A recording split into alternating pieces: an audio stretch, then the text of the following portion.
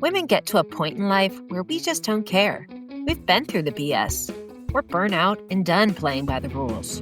Midlife is our time. We're fearless, confident, and ready to blow it all up for more. We are female and dangerous. I'm Jamesyn, your host and certified coach at theboldlife.coach. Let's do the work. Hey, pod friends. Have you noticed that there are a lot of women out there just filled with rage? Collective exhaustion, irritation, and outright rage for all the reasons. I'm hearing midlife, hormones, injustice, fear underlying everything, overwork, underappreciation, you name it. We're always on watch, working harder to earn our spots. Oh, and now we're even to blame for the male loneliness epidemic. Have you heard that one? We're trying to be in two places, doing it with little support in our families and from society. We're under constant scrutiny, living with condescension and doubt in our everyday moves. We fight quiet uphill battles every day. But rage is a signpost that something is not right in the world. Are you feeling it? The best thing you can do if you feel rage is nothing. That's right, nothing. We're so busy trying to act like we're okay, but in doing so, we're throwing ourselves under the bus. We don't have our own backs. The best lesson I've learned about rage is to just sit with it, pause, let it simmer, feel it fully in your body. Where do you feel it? Is it your chest thumping? Are you clenching your jaw and your fists? Where are you holding the rage? Just look to it. Take some deep breaths and just observe it. Accept the rage with unconditional love. Don't try to push it down or make it go away. Don't do anything. Just be with it. When it passes through you, and it eventually will, you can do the work to move through it. Some rage we want to feel. Would it feel right to you if you didn't feel a certain amount of rage at some of the events happening in the world right now? Do you really want to feel happy that our fellow humans are being raped, murdered, trafficked, starved, neglected? No, it would feel ludicrous or sociopathic not to care or to feel something. Personally, I want to be feeling rage right now because it shows me that I'm human, that I have character, I have values. And that feeling of rage can be inspiring. It can inspire action. It makes me want to have higher standards for myself, for people around me, and to help other people. On the other hand, I don't want my entire life to be overcome with rage. Why? Because I have shit to do. I've got goals to achieve, and I don't want to feel miserable all the time. What good is it going to do if I fixate on negativity and all of the darkness in the world? The reality is that you can't control the circumstances around you, but you do have control over you, your thoughts, your feelings, and your actions. The Serenity Prayer says, "Grant me the wisdom to accept the things I cannot change, the courage to change the things I can, and the wisdom to know the difference." By focusing on what we can control, that's where the true power lies. Aside from this first step, pausing, just being with your rage, how do you work through it? How do you get rid of it? Today, I'm going to give you a peek at some of the tools that I use in my coaching practice at The Bold Life to help women reduce their rage to feel better. So first step, you have to figure out, what am I actually mad about? The reason I say so is because there's a lot to be mad at these days. I'm hearing reasons all over the spectrum. Rage is really an emotional umbrella. You might call it pissed off, angry, frustrated, sick and tired. There is specific nameable rage, and that boiling up rage that festers beneath the surface. It seeps out like poison in our moods, our actions, our words. Sometimes we can't put a clear finger on it because we've bottled it up for so long. Generally, the types of rage I see fall into 3 general buckets: rage at yourself, rage at others, and rage at society. What type of rage are you feeling lately? First, rage towards yourself. You're mad at yourself for letting certain behaviors go, not standing up for yourself, or not standing up for others. Maybe you're not living up to the expectations you have for yourself. Your inner critic is loud. It's telling you you're not good enough. You're not smart enough. You're not capable. This can look like a lot of things: shame, low self-worth, giving up, not even trying. You can shut down, take up less space, shine less, or maybe limit yourself altogether. You don't have your own back. We become our own biggest obstacles. And we've been treating ourselves so badly for so long that sometimes it barely registers anymore. We don't know how bad to ourselves we are. Rage towards others. You're mad because someone said or did something to you that you didn't like. Maybe they expected too much of you, or you expected too much of them. You're disappointed, you're pissed off. Maybe you've been letting bad behavior go on for too long. Your thoughts, your feelings, your actions are directed outward. Maybe you're not looking at your part in the situation. You're probably so busy pointing fingers outward that you can't see that you have choices in the situation. Maybe you're lashing out, or maybe you back away. You're avoiding. When we're angry at others, we often default to a lot of blame and excuses, but not a lot of resolutions. Our vision is clouded by our own life experiences, our own pain, inadequacies, judgments, and assumptions, and those things keep us from solutions. And societal rage. You're mad at what's happening out there in politics, what you're seeing in society's attitudes on Facebook, the values of our people as a whole, at injustices, abuse of power, things like that. Your thoughts, feelings, and actions are directed outwards, and chances are you feel bad. You feel helpless. We're blinded by this rage, but we don't feel like we can begin to make an impact in these situations because they're much bigger than us. They're complex. Our judgments and emotions definitely lead the way. We're spinning in drama, negative energy, but we don't even begin to expect to make a dent in the problem. After all, we're only one person, right? Chances are you want to address your highest priority rage. So pick a problem, or at least a type of rage to focus on. Are you mad at yourself? Are you mad at someone else for something? Or are you just mad in general, mad as hell because of what is going on out there in the world? The next step is reducing your rage. That's the goal here, right? You want to be able to extract the thoughts you're having about the situation that's happening from the situation. I got news. Your thoughts are actually the problem. We spend a lot of emotional time and energy being mad because we think we're mad at what's out there, at what other people have said or done, what's been taken away from us, what's been messed up for us. It's definitely always someone else meddling, am I right? No, but seriously, we're not actually mad at the thing, the event, the person, the words, the situation. How do I know this? Because circumstances aren't inherently bad or good. They're neutral. Others may have experienced the same event, the same words, the same situation, and they didn't have the same feeling or reaction about it. We see this all the time in politics. One side is totally thrilled with this big, beautiful bill. The other side is the opposite. It can't be the bill that you're mad at or the people that made it. Rather, it's your thoughts of the bill that are causing your rage or your happiness.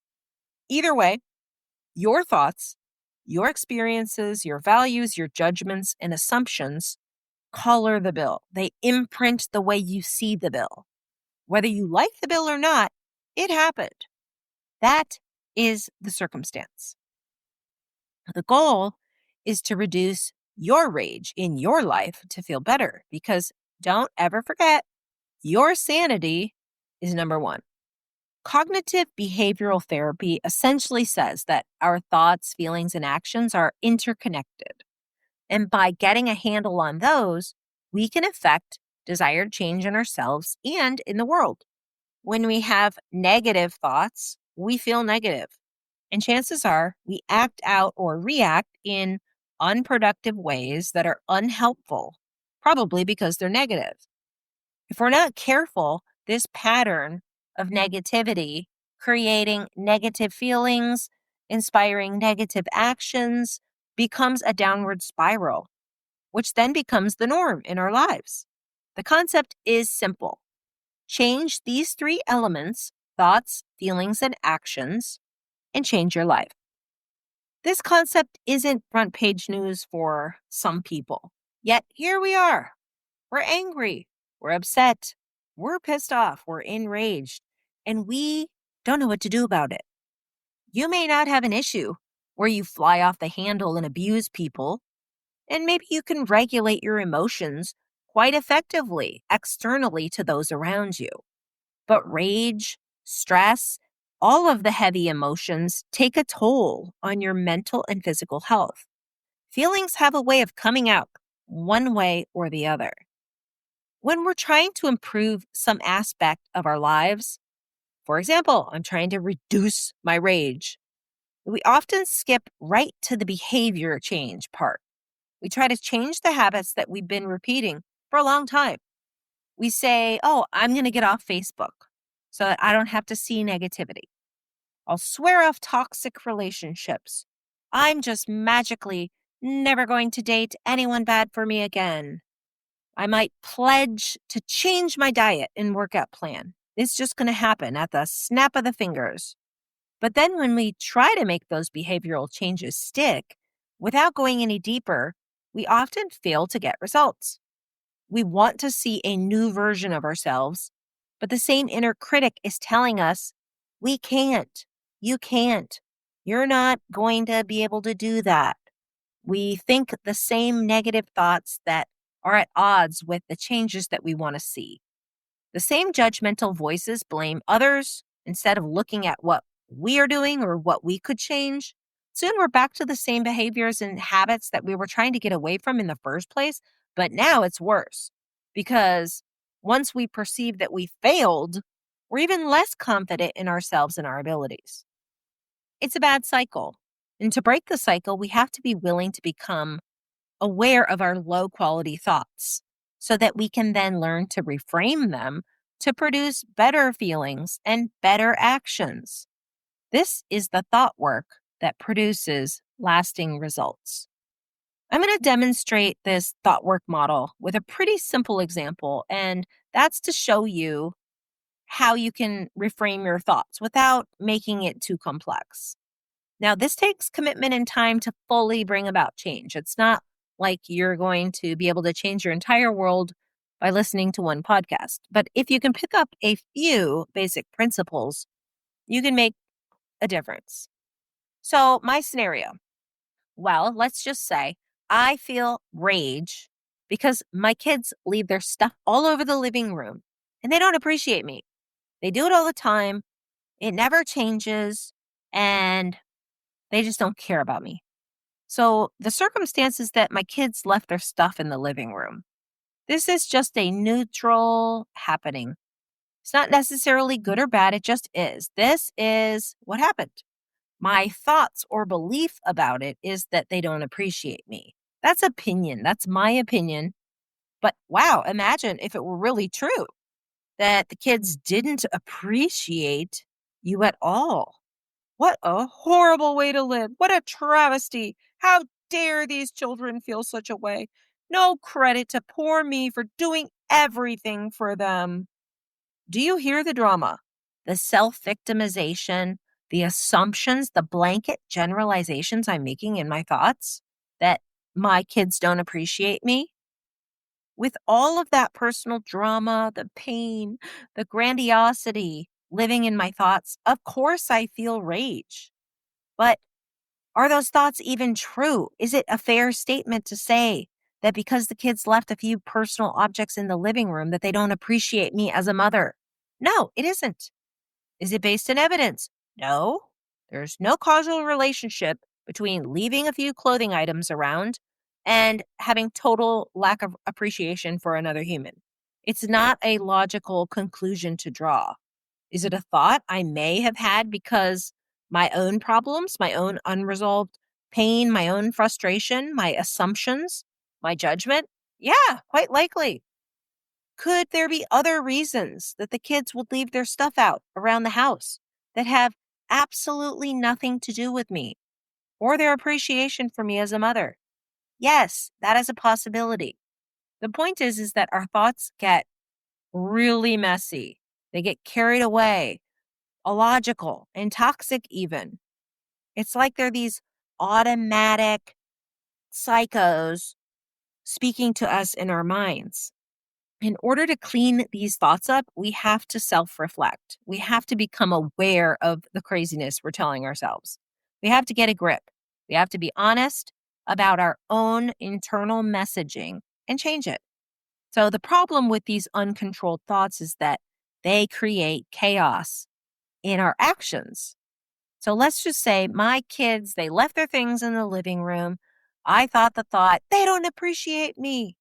And this led me to feel rage. As a result of the rage, what did I do? I proceeded to huff and puff. I cleaned up everything myself and yelled and screamed while doing it. Then yelled at the kids. They shut down because why? Well, I'm yelling.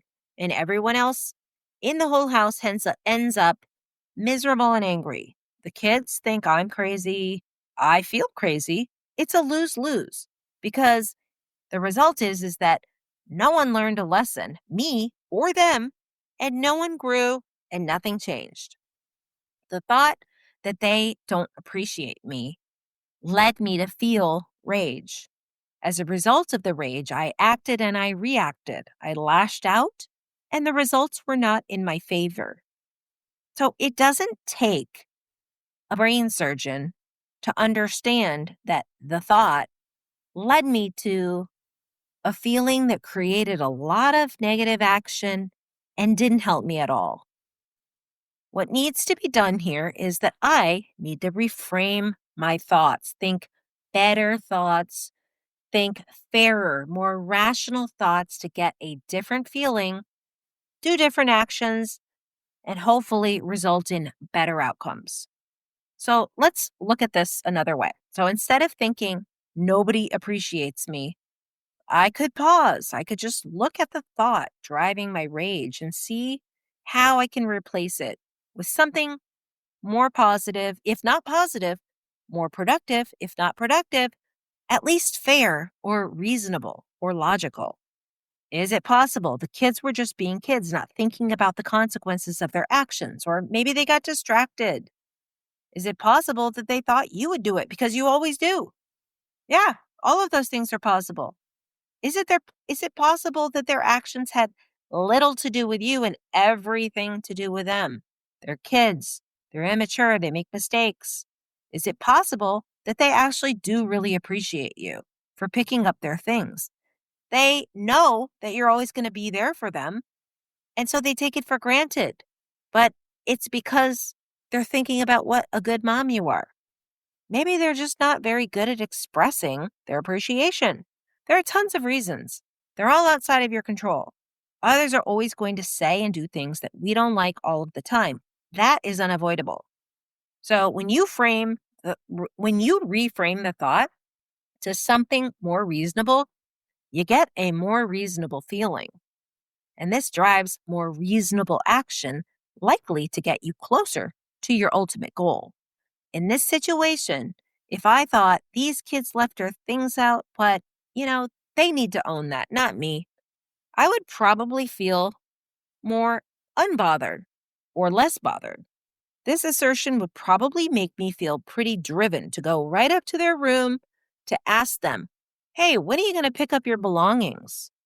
I'd let them know the consequences of not doing so. And then I would leave to focus on whatever it was that I was doing before and that I needed to do. Totally different action and reaction, though, from the previous when I lashed out. This is relatively common. for the types of things that women go through on the daily at home with kids and family. There are 100 little reasons to be annoyed, rage bait, if you will, that can either send us off the deep end or that can create opportunities for productive growth and learning and even relationship building. None of us want to be enraged all of the time, especially when it comes to the little things. We want to feel good about the thoughts we have, the way we feel, the way we act, in order to empower ourselves to respond to others in a way that makes us feel good, feel sane, emotionally controlled. We need to first think thoughts that are logical, that are open-minded, and not blown out of proportion. We can't let our emotions send us into emotional childhood, ranting and raving, making wild generalizations, blaming others, when we have a choice in how we think, how we then feel, and how we respond. But we have to pause and let those feelings radiate through us so that we can then think about the ideas streaming through our mind uncontrollably, reframe them, and act on them more responsibly. Once you have a handle on your thoughts and emotions, your actions, your reactions, and your ultimate results will improve. Improving the quality of your thoughts to bring about big change, to achieve goals, it requires commitment and a lot of good old-fashioned hard work. If you want to achieve transformation by getting a handle on your feelings, your thoughts, and your actions, schedule a strategy session with me at theboldlife.coach. I'm happy to help.